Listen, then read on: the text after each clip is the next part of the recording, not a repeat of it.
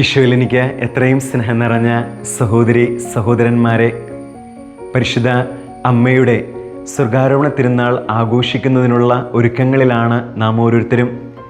ഈ തിരുനാൾ നമ്മെ ഓരോരുത്തരെയും ഓർമ്മിപ്പിക്കുക പരിശുദ്ധ അമ്മ അനുഭവിക്കുന്ന ആന്തരികവും ബാഹ്യവുമായ സ്വാതന്ത്ര്യത്തെക്കുറിച്ചാണ്. വിശുദ്ധ ലൂക്കായുടെ സുവിശേഷത്തിൽ രേഖപ്പെടുത്തിയിട്ടുള്ള പരിശുദ്ധ അമ്മയുടെ സ്തോത്രഗീതം ഈ ആന്തരികവും ബാഹ്യവുമായ സ്വാതന്ത്ര്യം അനുഭവിക്കുന്ന ഒരു വ്യക്തിയുടെ ആത്മഗീതമാണ്.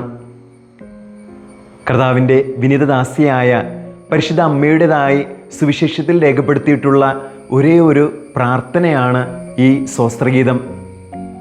പരിശുദ്ധാത്മാവിനാൽ നിറഞ്ഞ് പരിശുദ്ധാത്മാവിൻ്റെ വെളിപാടിലൂടെ പരിശുദ്ധ അമ്മയുടെ അധരത്തിലൂടെ അവളുടെ ഉദരത്തിൽ മാംസം ധരിച്ച വചനമായ ദൈവം ഈശോ തൻ്റെ അബ്ബായെ, അവൻ്റെ ഉപരിമഹത്വത്തെ പ്രകീർത്തിക്കുന്ന അത്യുന്നതവും അതിമനോഹരവുമായ പ്രാർത്ഥനയാണ് പരിശുദ്ധ അമ്മയുടെ ഈ സ്തോത്രഗീതം.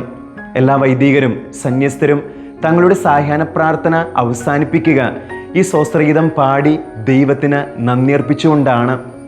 ഈ സ്തോത്രഗീതത്തിൻ്റെ ആത്മീയതയെ നമുക്കൊന്ന് ധ്യാനിക്കാം.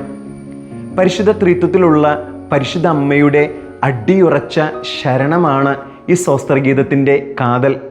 സ്നേഹമുള്ളവരെ, പരിശുദ്ധ അമ്മ നന്ദിയുടെ ഈ സ്തോത്രഗീതം ആലപിക്കുക പരിശുദ്ധ അമ്മ സ്വർഗത്തിലേക്ക് ആരോഹണം ചെയ്യുന്ന വേളയിലായിരുന്നില്ല. സ്വർഗത്തിലേക്ക് ആരോഹണം ചെയ്യുമ്പോൾ ദൈവം തന്നിൽ വർഷിച്ച നന്മകൾക്ക് നന്ദി സൂചകമായിട്ടായിരുന്നില്ല പരിശുദ്ധ അമ്മ ഈ സ്തോത്രഗീതം ആലപിച്ചത്.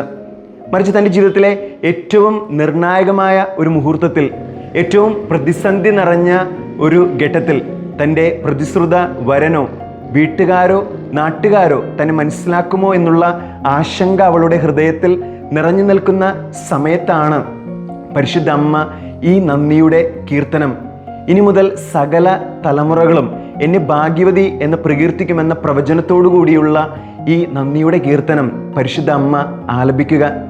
തൻ്റെ ഭയങ്ങളെക്കാളും ആശങ്കകളെക്കാളും ഉപരിയാണ് ദൈവത്തിൻ്റെ ശക്തി, ദൈവത്തിൻ്റെ കരുണ, ദൈവത്തിൻ്റെ കൃപ എന്നുള്ള തിരിച്ചറിവാണ് ഈ സ്തോത്രഗീതം ആലപിക്കാൻ പരിശുദ്ധ അമ്മയെ പ്രചോദിപ്പിക്കുക. രണ്ടാമതായിട്ട് പരിശുദ്ധ അമ്മയുടെ ഈ സ്തോത്രഗീതം നമ്മോട് പങ്കുവയ്ക്കുക സമഗ്ര വിമോചകനായ ദൈവത്തിൻ്റെ കരുതലിനെക്കുറിച്ചാണ്. ദൈവത്തിൻ്റെ പ്രിയജനമായ ഇസ്രായേലിനെ ഈജിപ്തിൻ്റെയും ബാബിലോണിൻ്റെയും അസ്രിയായുടെയും അടിമത്തത്തിൽ നിന്ന് ദൈവം വിമോചിപ്പിക്കുന്നുണ്ട്. ആ ദൈവം തുടർന്നും തൻ്റെ പ്രിയജനത്തിൻ്റെ ജീവിത വീതിയിൽ കൂടെ ഉണ്ടാകും എന്നുള്ളൊരു ഉറപ്പാണ് ഈ സ്തോത്രഗീതത്തിലൂടെ പരിശുദ്ധ അമ്മ നമ്മോട് പങ്കുവയ്ക്കുക. തൻ്റെ പ്രിയപ്പെട്ട ദാസരെ അടിച്ചമർത്തുകയും അന്യായമായി ചൂഷണം ചെയ്തിട്ടുള്ള എല്ലാ രാജാക്കന്മാരും ഭരണാധികാരികളും ശക്തന്മാരുമൊക്കെ ചരിത്രത്തിൽ ഇടറി വീണിട്ടുണ്ട്. കാരണം ചരിത്രത്തെ നിയന്ത്രിക്കുന്ന അതിൻ്റെ ഉടയോൻ ഈശോയാണ്. ഈ ഒരു ഉറപ്പാണ് പരിശുദ്ധ അമ്മ നമുക്ക് നൽകുന്നത്. എത്ര വലിയ അടിമത്തത്തിലൂടെ നാമൊക്കെ കടന്നു പോവുകയാണെങ്കിലും ആ അടിമത്തത്തിൽ നിന്ന് നമ്മെ മോചിപ്പിച്ച് കർത്താവിൻ്റെ വിനീതദാസരായ നമ്മെ ഉയർത്താൻ കഴിവുള്ള ദൈവമാണ് നമ്മുടെ കൂടെയുള്ളത് എന്നുറപ്പാണ് പരിശുദ്ധ അമ്മ ഈ സ്തോത്രഗീതത്തിലൂടെ നമ്മോട് പങ്കുവയ്ക്കുക. മൂന്നാമതായിട്ട് ഈ സ്തോത്രഗീതത്തിലൂടെ പരിശുദ്ധ അമ്മ നമ്മോട് പങ്കുവയ്ക്കുക വാഗ്ദാനങ്ങളിൽ വിശ്വസ്തനായ ഒരു ദൈവമുണ്ടെന്നുള്ള ഉറപ്പാണ്. അബ്രഹാത്തിലൂടെ നമ്മെ ഓരോരുത്തരെയും തെരഞ്ഞെടുത്ത ദൈവം അബ്രഹാത്തെ അനുഗ്രഹിച്ച് അനുഗ്രഹമാക്കിയതുപോലെ നമ്മെ ഓരോരുത്തരെയും അനുഗ്രഹിക്കും. അതാണ് ദൈവത്തിൻ്റെ വിശ്വസ്തത. നാമൊക്കെ അവിശ്വസ്തരായി തുടർന്നാൽ കൂടി ദൈവം ഒരു കാലത്തും നമ്മളെ ഉപേക്ഷിക്കില്ല. അവൻ്റെ സ്നേഹവും കരുണയും ഉറച്ച കോട്ടയായി നമ്മുടെ കൂടെ ഉണ്ടാകും. സ്നേഹമുള്ളവരെ, പരിശുദ്ധ അമ്മയുടെ ഈ സ്വർഗാരോപണ തിരുനാൾ ആഘോഷിക്കുമ്പോൾ പരിശുദ്ധ അമ്മയോട് നമുക്ക് പ്രാർത്ഥിക്കാം.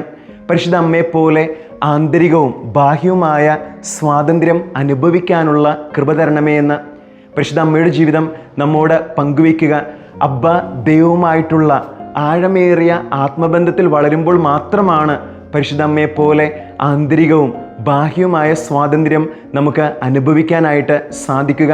പരിശുദ്ധ അമ്മയുടെ മധ്യസ്ഥം നമ്മെയും നമ്മുടെ രാജ്യത്തെയും ഈ ആന്തരികവും ബാഹ്യവുമായ പരിപൂർണമായ സ്വാതന്ത്ര്യത്തിലേക്ക് നയിക്കട്ടെ.